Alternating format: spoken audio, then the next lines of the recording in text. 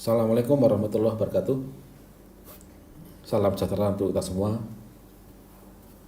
Baik Bapak Ibu, perkenalkan nama saya Iwan Beni.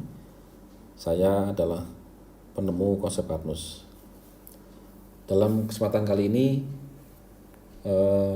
saya akan menyampaikan, memaparkan bagaimana strategi menghadapi virus corona dengan konsep Karnus.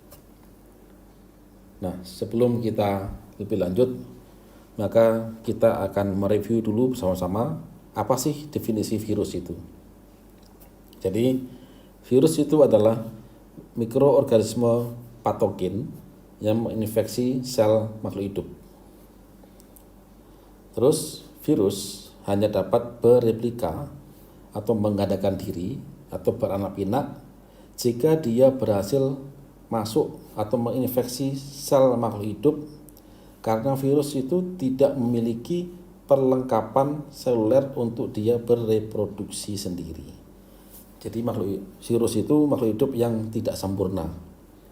Dia bisa beranak pinak kalau dia menggunakan peralatan pada sel yang diinfeksi. Nah, semua bentuk sel atau bentuk kehidupan dapat diinfeksi oleh virus, dari mulai sel hewan, sel tumbuhan, hingga bakteri. Nah, ini adalah bentuk virus secara diagramatik ya. Dia di sini ada envelope atau kapsid ya. Kemudian di sini ada tentakel, tempat dia untuk melekat pada sel yang akan dituju. Kemudian dia punya namanya di sini gen. Nah, inilah yang menyebabkan virus itu punya sifat, berarti sifat virus. Hereditas atau sifat keturunan virus ya. Nah, oke. Terus bagaimana cara virus menginfeksi sel? Cara virus untuk menginfeksi sel. Jadi begini Bapak Ibu.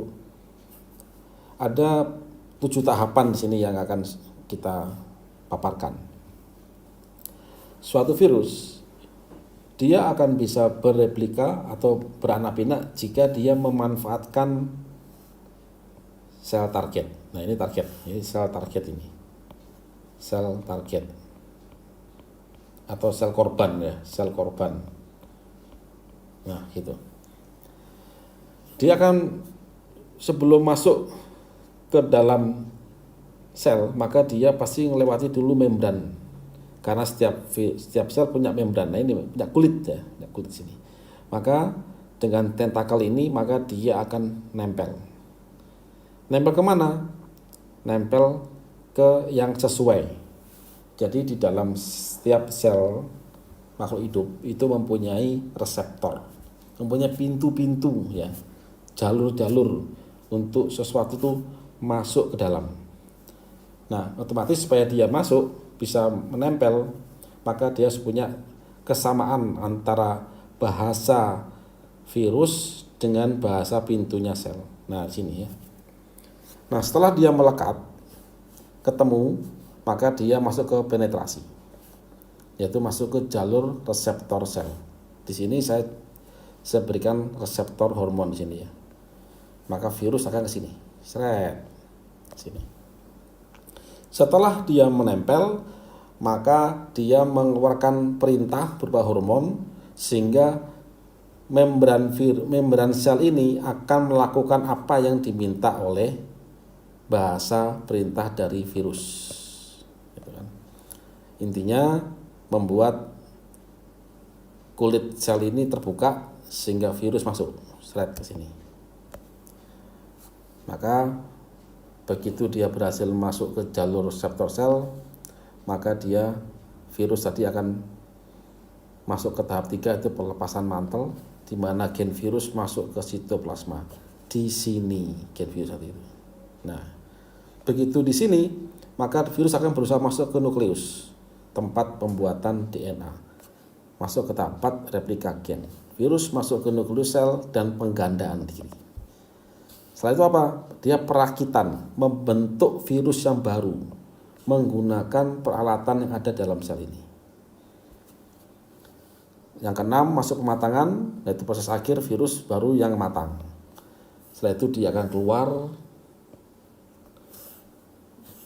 Sehingga virus yang tadi, sel tadi akan biasanya sel korban ini begitu dia lepas keluar, maka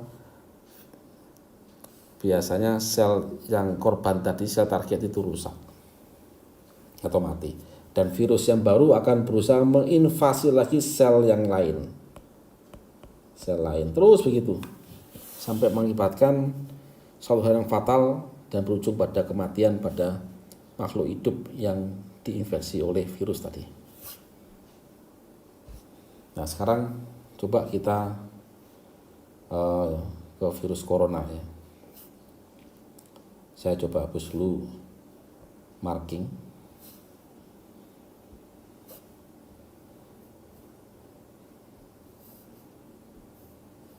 Nah, ini belum saya hapus, oke. Nah, masuk ke virus corona. Virus ini disinyalir berasal dari hewan. Dia mempunyai tentakel perlekatan. Sama kayak tadi ya, virus tadi dia punya tentakel di sini. Tentakel ini dinamakan spike. Biasanya berupa glikoprotein. Kebetulan pada virus corona itu terbuat dari glikoprotein. Kemudian setelah dia nempel ke sel target, maka dia mempunyai hormon peptide yang berjenis angiotensin. Ini yang memerintahkan sel untuk membuka membrannya sehingga virus corona bisa masuk ke dalam sel. Nah, kemudian sebagai efek lain dari virus tadi, dia akan merusak sel yang diinfeksi pada ACE2 atau angiotensin converter enzim, yang dia itu berfungsi untuk membuat sel tadi untuk mengkerut atau berkontraksi. Kalau nggak ada ACE itu, maka sel tidak akan berkontraksi, dan ini akan terjadi kegagalan fungsi organ nantinya. Oke, coba kita cari tahapan cara virus corona menginfeksi sel. 1. Pelekatan. Balik ke definisi tadi virus, bahwa virus itu akan melekat ke sel target jika ada kesesuaian antara pintunya reseptor hormon dengan tentakelnya. Nah, untuk dia melakukan penetrasi. Nah, penetrasi itu dilakukan dengan angiotensin reseptor pada sel. Pada coronavirus, dia akan mencari sel yang mempunyai angiotensin reseptor. Jadi jenis reseptornya, pintu sel itu dia mempunyai angiotensin reseptor. Begitu dia masuk ke sini, maka ya sudah. Maka virus masuk tahap 3, dia masuk. Kemudian dia masuk ke sini, replika. Nah, sampai kemudian dia merusak beberapa enzim. Ternyata efek dari virus corona ini dia itu merusak ACE2. Otomatis sel yang dirusak angiotensin converter enzimnya ini dirusak, otomatis sel tadi tidak bisa melakukan kontraksi. Jika terjadi pada suatu organ, maka pasti organ tadi gagal untuk berkontraksi. Jika terjadi pada organ jantung, gagal jantung, paru-paru, gagal paru-paru, gagal nafas, dan sebagainya. Nah, ini skemanya begitu. Nah, sekarang sel apakah yang jadi target COVID-19? Tadi saya sampaikan bahwa virus itu akan mentarget, jadi virus itu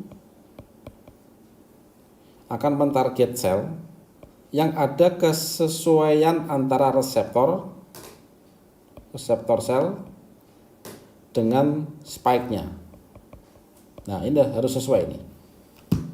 Nah, kebetulan si corona ini dia mempunyai spike glikoprotein yang dia mengeluarkan hormon angiotensin. Jadi otomatis dia akan menginvasi sel yang mempunyai angiotensin reseptor. Sel apa aja manusia itu yang punya angiotensin reseptor? 1. Sel paru-paru, 2. Sel jantung, 3. Sel ginjal, yang keempat sel pencernaan. Terus apa sih fungsi hormon peptide angiotensin itu? Hormon itu adalah salah satu skema sistem pemerintahan pada tubuh manusia yang memerintahkan sel untuk beraktivitas bertindak. Nah, pada angiotensin hormon dia memerintahkan sel untuk melakukan kontraksi. Jika sel jantung dapat perintah angiotensin ini, maka dia akan berkontraksi memompa. Jika sel paru-paru mungkin dia akan berkontraksi untuk mengembang atau memompa udara ya. Nah, apabila perintah ini diganggu atau ditiadakan, bisa dibayangkan jantung tidak akan berdetak, paru-paru nggak akan mengembang mungkin. Apa akibatnya? Ya bisa gagal jantung dan gagal nafas. Nah, ingat, apa sih beda hormon dan enzim? Di sini jangan bingung. Hal ini sudah kita bahas waktu ada kuliah Karnus 5 angkatan. Kita sering bicarakan tentang dua hal ini. Jadi perlu Bapak Ibu ketahui, konsep Karnus ini ada perkuliahannya. Kita bahas alam semesta mulai dari tingkat atom sampai ke biokimia untuk memahami bagaimana algoritma sang pencipta. Nah, hormon itu adalah mekanisme perintah dalam struktur organisasi sel tubuh manusia. Hormon dalam memerintah suatu sel akan menuju reseptor sel. Nah, begitu suatu sel itu menerima perintah, maka dia akan mengeksekusi. Siapa yang mengeksekusi? Dialah enzim. Jadi enzim itu eksekutor. Biasanya di belakang reseptor hormon pada sel terdapat penerus perintah berupa enzim yang antara lain tirosin kinase dan converting enzim seperti ACE2 ini. Jadi begini Bapak Ibu. Bapak Ibu ada surat perintah. Surat perintah itu adalah hormon. Terus membaca perintah, baca perintah dan bertindak itu adalah tugasnya eksekutor atau enzim di sini. Ada perintah, nggak ada eksekutor, sama saja, nggak jadi. Ya, oke. Bagaimana menghadapi strategi COVID-19? Sebelum bahas ini, saya mau balik lagi ke belakang. Saya mau balik ke sini. Jadi bayangkan fungsi hormon angiotensin itu memerintahkan sel untuk berkontraksi. Apabila ini ditiadakan, diganggu, maka organ ini akan gagal berkontraksi. Oleh karena itu banyak konon ya berita-berita, entah itu benar atau tidak. Katanya virus corona yang baru ini membuat orang itu langsung meninggal di jalan-jalan. Ya semoga itu tidak benar. Tapi lihat dari skema ini Bapak Ibu, jika terjadi pada jantung, sel jantung sudah terinfeksi oleh corona, maka dia akan gagal berdetak. Dan itu mungkin terjadi. Gagal nafas juga di paru-paru. Ya. Oke, kita sekarang balik lagi. Terus bagaimana strategi untuk menghadapi coronavirus 19 ini? Bapak Ibu, coronavirus itu di luar awalnya, di luar. Ini virus corona. Ini tubuh manusia. Sekarang kita cek organ apa yang mempunyai angiotensin reseptor. Pertama adalah paru-paru. Kedua adalah pencernaan atau usus ya. Pencernaan atau usus halus ini. Yang ketiga ginjal. Yang keempat jantung. Ini nggak kelihatan jantungnya nih di belakang jantung. Ya. Nah, solusi pertama kali yang paling mudah jika bisa kita blokade jalur masuk virus. Lewat manakah dia? Ada dua sumber. Pertama lewat mulut. Jika masuk lewat mulut, maka dia tujuannya ke usus halus. Yang kedua lewat pernafasan, tujuannya kemana? Dia ke paru-paru. Nah. Jika ini gagal, maka kita masuk ke skenario kedua, ganggu komunikasi spike virus pada saat menempel ke reseptor sel target. Ya. Kemudian setelah kita ganggu, plus dipastikan dia tertangkap, tanda kutip, tertangkap. Tapi belum bisa bunuh. Setelah tertangkap, maka baru dibunuh. Siapa yang bunuh virus itu? Ya imunitas sendiri. Sampai sekarang belum ada antivirus itu, kecuali hanya pada komputer. Oke, kita bahas satu ya. 1. Blokade jalur masuk virus. Pertama dari jalur pencernaan. Apa solusinya? Ya jelas, pertama makan makanan yang bersih. Yang kedua, jaga kebersihan tangan dan badan dengan sabun dan antiseptik. Kalau nggak ada antiseptik dan langka, pakailah sabun batang. Sabun batang. Kenapa? Karena batang itu dibuat dari reaksi antara minyak dengan NaOH atau KOH atau basa, sehingga sifatnya basa. Dengan pH di atas 11, maka hampir semua kuman itu dia pecah. Yang ketiga, virus yang masuk melalui makanan akan menempuh jalur dari mulut ke lambung dulu, baru ke usus halus. Pada jalur ini, Bapak Ibu, tempat pembantaian virus itu hanya ada di asam lambung, di dalam lambung. Jadi pastikan lambung Bapak Ibu itu kuat, tidak kena mah dan tidak netral.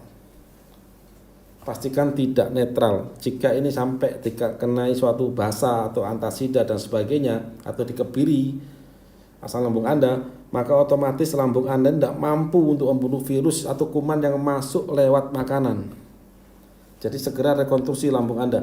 Inilah inti konsep Karnus. Inilah yang kami teliti sekian tahun, sejak tahun 2015.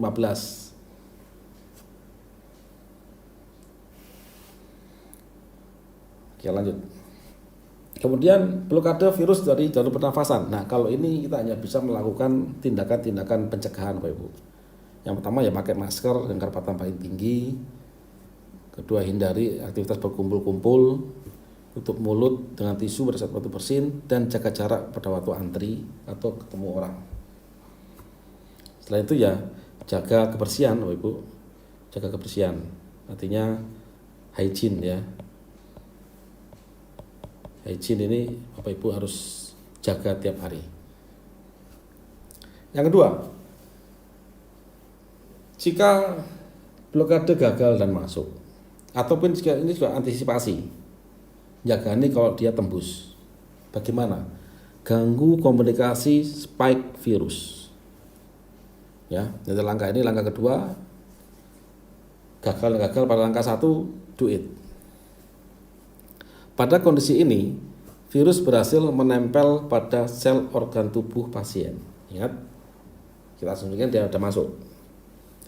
Kemudian setelah dia menempel, maka virus itu akan berkomunikasi. Dia akan berkomunikasi dengan sel melalui apa? Melalui reseptornya, reseptor angiotensin itu. Ini, reseptor ini. Dengan bahasa apa? Hormon ini. Kita ganggu dia. Bagaimana cara mengganggunya? Coba sekarang Bapak Ibu, jika ada waktu dan Bapak Ibu yang mungkin dari background kimia atau biokimia, pada dasarnya setiap reaksi kimia itu adalah perpindahan elektron. Semua elektron itu berpindah untuk mencapai suatu keidealan. Coba dipahami di situ ya. Contoh, selain angiotensin AC itu ya, yang sekarang diramaikan pada virus corona, saya coba ambil contoh enzim yang hampir sama fungsinya, yaitu tirosin kinase, yang dia menerjemahkan hormon, yang dia kerjanya memindahkan elektron dari fosfat pada peptide hormon.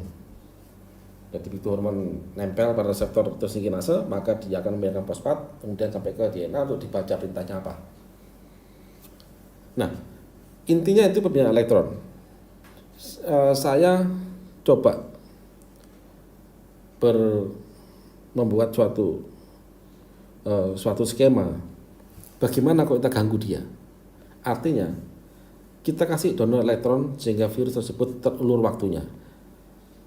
Bapak Ibu, tubuh kita itu sudah dikasih Tuhan, yaitu Allah Subhanahu wa taala, suatu donor elektron buatan tubuh sendiri, yaitu grupnya glutathione, asam urat, dan juga dari beberapa kayak H2O2 ya, kayak katalase dan sebagainya. Nah, setelah kita olor dengan memberikan donor elektron tadi, jika tidak mampu kasih dia, tubuh kita tidak mampu dengan antioksidan tubuh sendiri, maka kita kasih dia dari luar, tambahan dari luar. Nah, kemudian tangkaplah virus dengan ikatan kompleks. Ini sel, kemudian ini virus masuk, dia berkomunikasi, kita donorkan elektron di sini, kemudian kita kasih semacam tanda kutip kayak lem, perangkap, sehingga dia tertangkap di luar, tidak sampai masuk. Kita ulur waktunya. Dengan apa? Karena kebetulan juga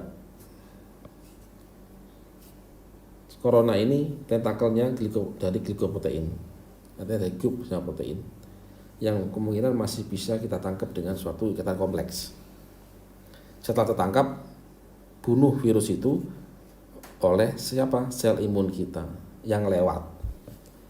Berarti kita butuh sel imun yang kuat dan banyak, cukup jumlahnya. 3. Setelah ditangkap, berarti dihambat dan ditangkap dalam permukaan sel paru-paru kah, sel jantung kah, maka kita harus punya pasukan pembunuh, yaitu siapa? Sel imun. Tapi ada syaratnya Bapak Ibu. Sel imun itu tak kuat jika dia tercukupi makanannya, dia mendapatkan energinya. Baik sel imun dan seluruh sel tubuh manusia itu tidak bisa memakan makanan yang masuk ke mulut kita. Amati ini. Ini makanan manusia. Sel itu tidak kenal dengan makanan itu. Apa yang mau sel? Jika kita makan nasi, dia butuh glukosa, makan daging, dia butuh asam amino, dan etc. dan lain-lain. Ya. Artinya, yang kita makan itu polimer. Sel itu ada membran, dia butuh monomer. Ini secara garis besar. Secara detailnya bagaimana, itu ada di kuliah konsep Karnus. Sudah ada 5 angkatan. Rencana ada angkatan ke-6. Cuman karena ada wabah corona, maka kita tidak berani kumpul-kumpul. Kita ikuti aturan pemerintah. Jadi bagi ibu yang masih awam dengan konsep Karnus, minimal bisa cek video cuplikan kuliah konsep Karnus. Ada di YouTube kita. Nah, dari polimer menjadi monomer itu ada yang berubah. Siapa dia? Lambung. Bagian lambung apa yang memecah? Asam lambung. Ingat, segala penyakit itu dari pencernaan yang buruk. Nah, kalau kita bicara pencernaan, yang mencerna itu siapa? Mendigest, itu lambung. Bagian lambung yang mencerna apa?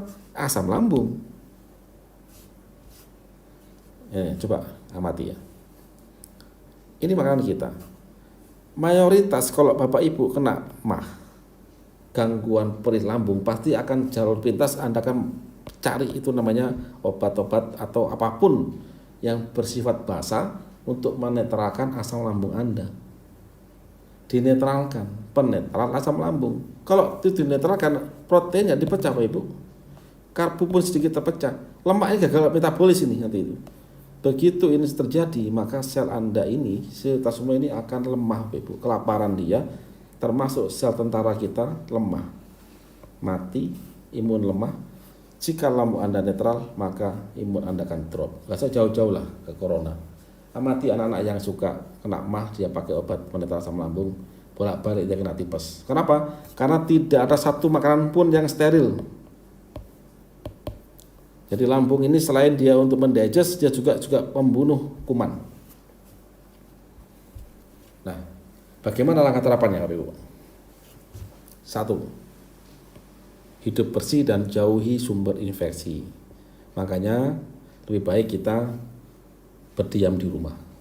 Itulah kenapa kami putuskan grup perusahaan kami mulai Senin depan sementara kami semua tidak beroperasi untuk yang pabrikan, tapi untuk marketing bekerja semua dari rumah. Yang kedua, jalankan konsep Carnus.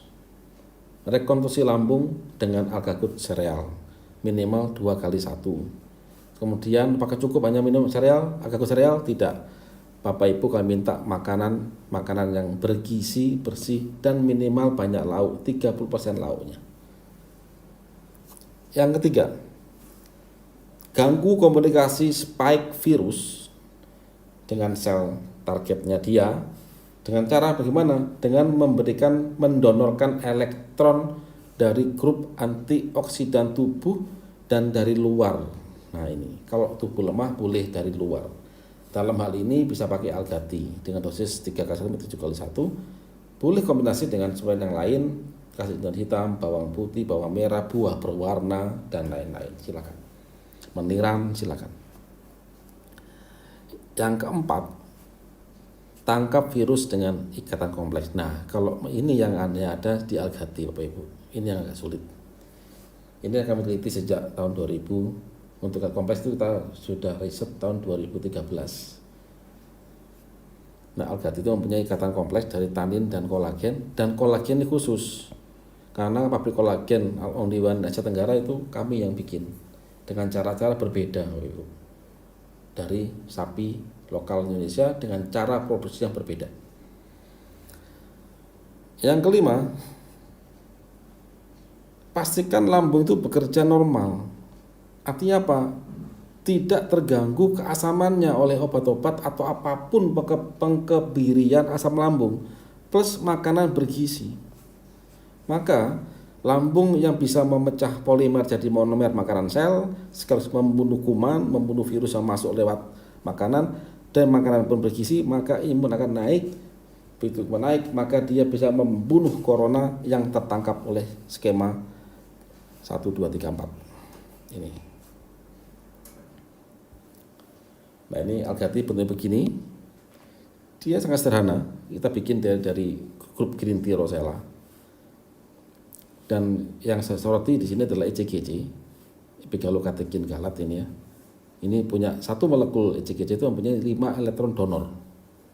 Ini insya Allah yang bisa untuk mendonorkan atau mengulur waktu virus itu untuk tidak mudah masuk dalam sel target. Terus di lain pihak, saya yakin Bapak Ibu sering dengar kata-kata glutathione. Glutathione ya. Sebetulnya glutathione itu adalah antioksidan buatan tubuh sendiri. Dia non esensial. Dia antioksidan berbentuk protein. Jadi, pastikan tubuh kita bisa bikin glutathione sendiri. Dari apa bahan bakunya? Pertama dari asam amino dari glisin dan prolin yang dikatalis oleh ECGC ini bisa. Tapi otomatis harus butuh supporting lambung yang bagus. Kalau glutathione itu diminum Bapak Ibu, percuma, tidak bisa. Glutathione akan rusak dengan lambung kita.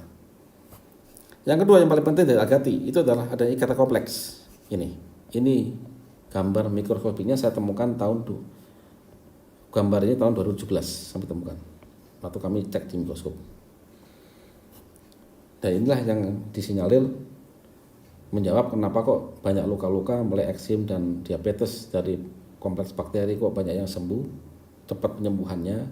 Dari sini kemungkinan yang ikat dan naikkan kekuatan imunitas dari sel darah putih. Kemudian ini Algagut sereal. Nutrisi ini kami buat untuk rekonstruksi lambung. Terbuat dari apa sih dia? Semua makanan. Kita ambil dari bekatul, tapi yang kita olah secara khusus. Kemudian untuk rekonstruksi sel lambung kita kasih dia makanan asam amino kolagen tipe 3. Sambil berjalan kita lapisi sementara dengan pati resisten lambung itu sehingga nggak luka. Nah, Bapak Ibu, bagaimana jika stok itu habis atau yang nggak kebagian? karena produksi kami masih terbatas saat ini, apalagi dengan shutdown pabrik minggu depan. 2 minggu kita belum operasi lagi. Maka jika betul-betul kehabisan dan urgent untuk tahap rekonstruksi lambung, usahakan menghindari penetralan asam lambung. Usahakan ini sebisa mungkin. Kalau tidak bisa udah parah ya sudah, gimana lagi. Kemudian makan makanan yang lembut dan bergizi.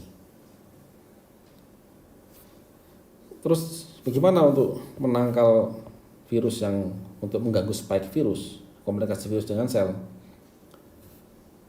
Yang bisa kita lakukan ini adalah memberikan donor elektron yang sebanyak mungkin yang kita bisa, yaitu makan makanan buah berwarna, misalnya jamu biji dan lain-lain. Cari aja makan buah-buahannya, tapi cari yang bagus ya Ibu. Minum green tea bisa, dan suplemen herbal yang lain, atau soda, bawang putih, bawang merah, kemudian umbi-umbian semacam kayak kurkumin, dan juga bisa juga kombinasi yang herbal lainnya seperti pembuat imun itu seperti apa namanya, meniran dan sebagainya. Bapak Ibu, apa yang kami sampaikan ini sebetulnya adalah usaha kita secara ilmiah bisa dipertanggungjawabkan.